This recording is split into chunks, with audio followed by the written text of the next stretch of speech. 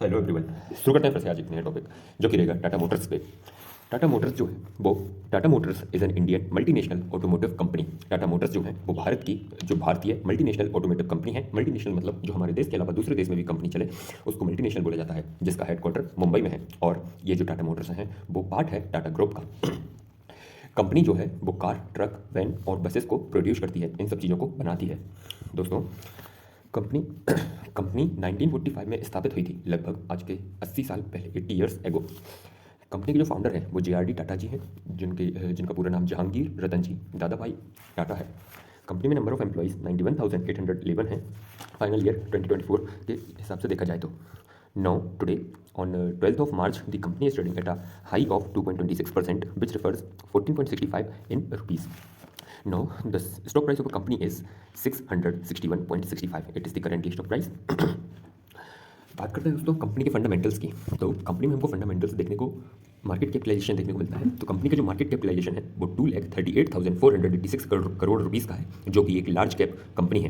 Company का ROE, जिसको return on equity बोला जाता है, वो 32.99% का है। यहाँ पर ROE को कैलकुलेट करते हैं। ROE is equal to net income, जो एनुअली इनकम रहती है कंपनी की, divided by shareholders equity, जो निकल के आता है ROE।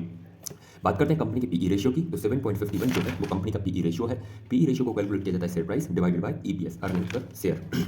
कंपनी का जो EPS है वो 86.30 है। यहाँ पर EPS की फॉर्मूला भी है। EPS is equal to company की जो नेट इनकम रहती है और उसको माइनस कर दिया जाता है प्रेफरेंस डिविडेंड से। Net income minus preference dividend divide by outstanding shares, जैसा कि मैंने आपको पिछली वीडियो में आउटस्टैंडिंग शेयर्स का मतलब बता दिया है। ऐसे शेयर्स जो इन्वेस्टर्स के पास रहते हैं। तो निकल के आता है EPS is equal to net income minus preference dividend divided by outstanding shares. PB ratio जो है वो 2.36 और जो कंपनी का EPS है वो 86.30 हमने अभी देख लिया।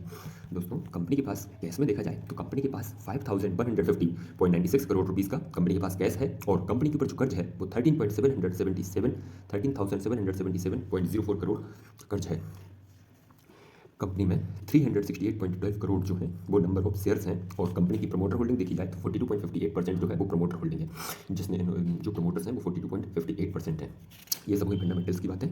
बात करते हैं दोस्तों थोड़ी बहुत एडवाइस वगैरह की। तो दोस्तों, यदि चार्ट्स के मुताबिक देखा जाए तो एक अच्छा समय है अभी इस कंपनी में उतरने का। लॉन्ग टर्म इन्वेस्टमेंट के हिसाब से दोस्तों ये बात बोली जा रही है कि अभी अच्छा समय है इस कंपनी में उतरने का।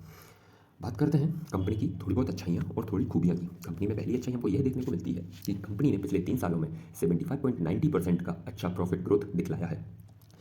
दूसरा देखा जाए तो कंपनी ने पिछले 3 सालों में 34.43% का अच्छा रेवेन्यू ग्रोथ भी दिखलाया है, एक अच्छा रेवेन्यू ग्रोथ भी दिखलाया है। थर्ड वन देखा जाए तो कंपनी के जो PEG रेशियो है वो 0.21 है। ये बताता है कि कंपनी का जो स्टॉक प्राइस है वो अंडर वैल्यूड है।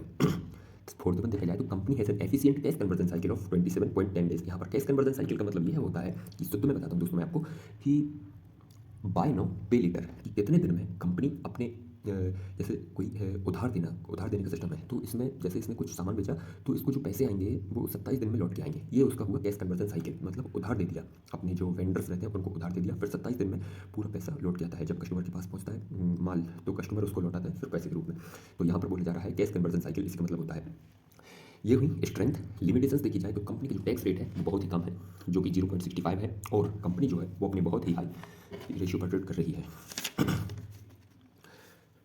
नजर डाल देते हैं थोड़ी बहुत शेयर होल्डिंग पैटर्न पर की। तो कंपनी के प्रोमोटर्स के पास 42.58% है, पब्लिक के पास 21.96%, फॉरेन इंस्टीट्यूशंस के पास 18.66% और डोमेस्टिक के पास 16.81%। यहीं पर करते हैं वीडियो का समापन। मिलना होगा अगले स्टॉक में दोस्तों, तब तक के लिए जय हिंद जय भारत, धन्यवाद।